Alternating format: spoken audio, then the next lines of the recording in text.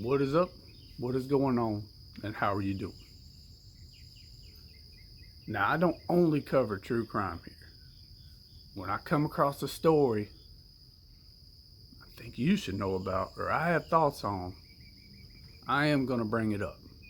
But I'm going to need y'all's help here because I don't see nearly the amount of people talking about this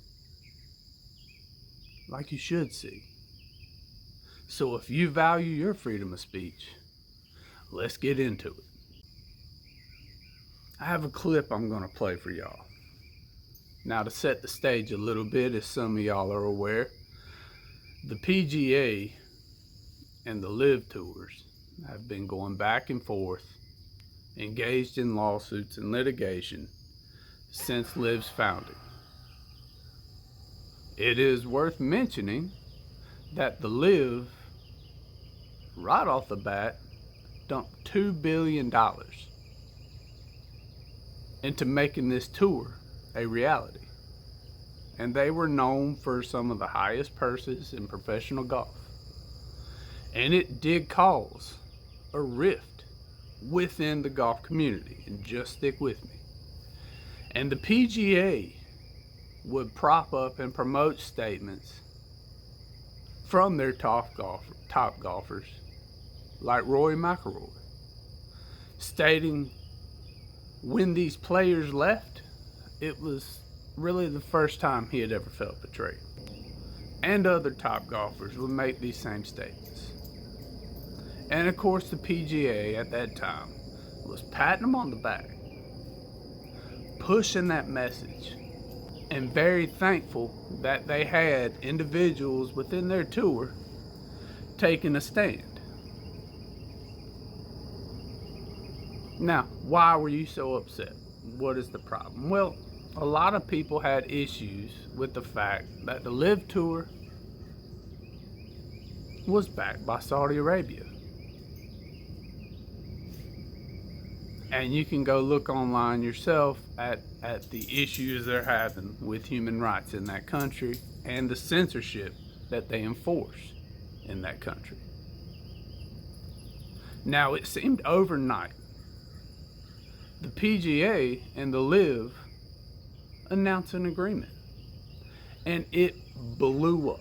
Nobody had a clue about this. There were no talks about this agreement. And immediately following an interview during a tournament, they would ask Rory McIlroy, how he felt about this.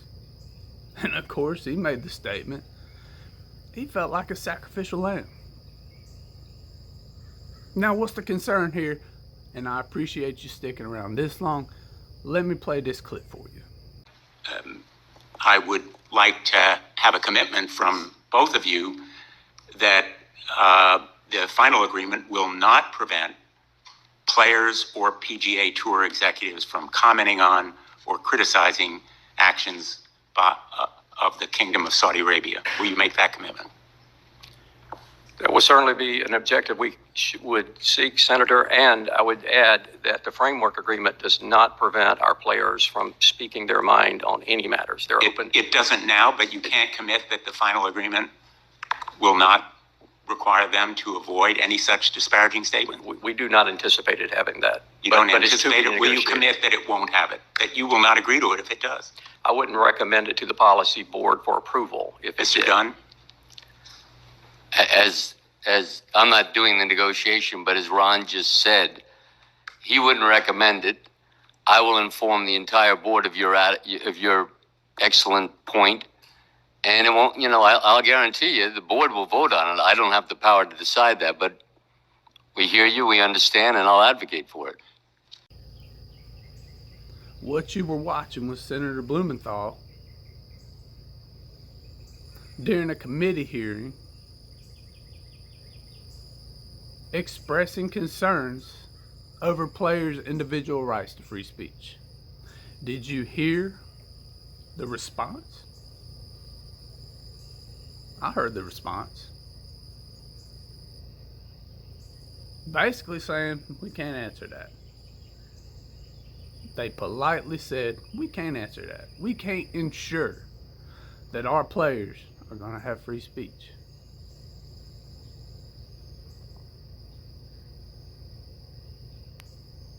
And I understand some of y'all are saying, look, this is not a big deal. It's just golf. I don't care about golf. Well, the PIV has already poked his head in the NBA. Now, if y'all are like me,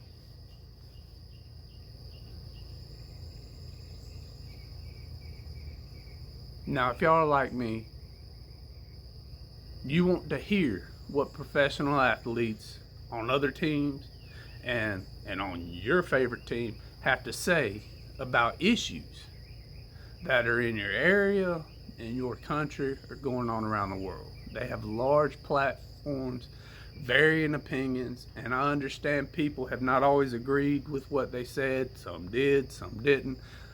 Over here, it's free speech. You got a point of view, make it. But we all remember when the Houston Rockets general manager made this statement right here. Fight for freedom. Stand with Hong Kong. And apparently that blew up and drew all kinds of backlash. Now the NBA's most popular player, LeBron James, would go on and basically say that Morey was misinformed, and not really educated on the situation. Now look, I respect LeBron James. And I mean, a lot of people say he's the GOAT. I'm not getting into all that. But he's always been outspoken on social issues. And I find it hard to believe that he doesn't have a statement to make against what is going on between China and Taiwan. But I know why he didn't make a statement. Because of the apparent $5 billion that China brings into the NBA. And it's going to be no different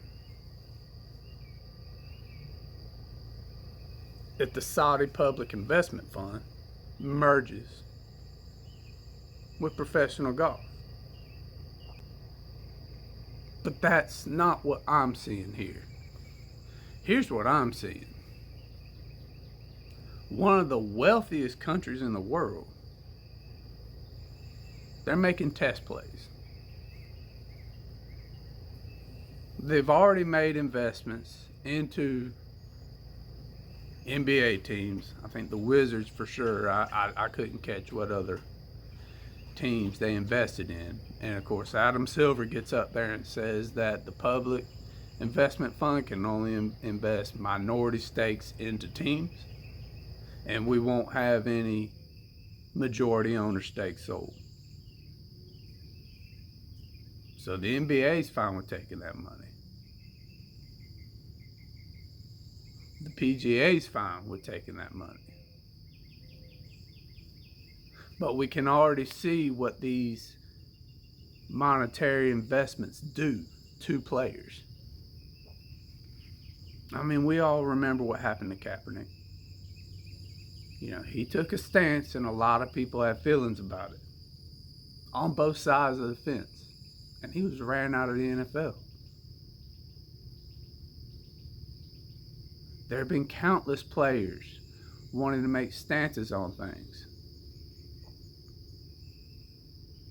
And it's their right as far as I'm concerned. They can do and say what they want.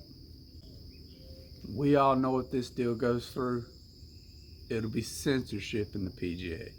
And if this deal is allowed to go through, the PIV's going to creep its way into baseball and into football. And it will affect our favorite professional athletes' ability to speak freely. And are we the land of the free or not? I mean, we already know corporate America sold us out a long time ago. But professional sports seem to be something that regardless of political party, everybody could watch. Go to any football game. You'll find Democrats, Republicans, independents, males, females of all races. And we love to hear what our athletes say. I don't think anybody here is one of those individuals who would say, shut up and play. You're paid to play. I don't care about your views. They're people. Athletes are people. And they're already faced with enough censorship as it is. So I'd ask that you would like this video, share it, leave a comment below on your thoughts. You don't have to subscribe, but let's push this out there. I have a concern about it. And I think you should have a concern about it. Because once this greed ball rolls, it's not going to stop. In fact, I'd tell you to go send Senator Blumenthal an email. Tell him you appreciate his stance on this, regardless if you think this is going to have any success or not. But when our politicians do something and make statements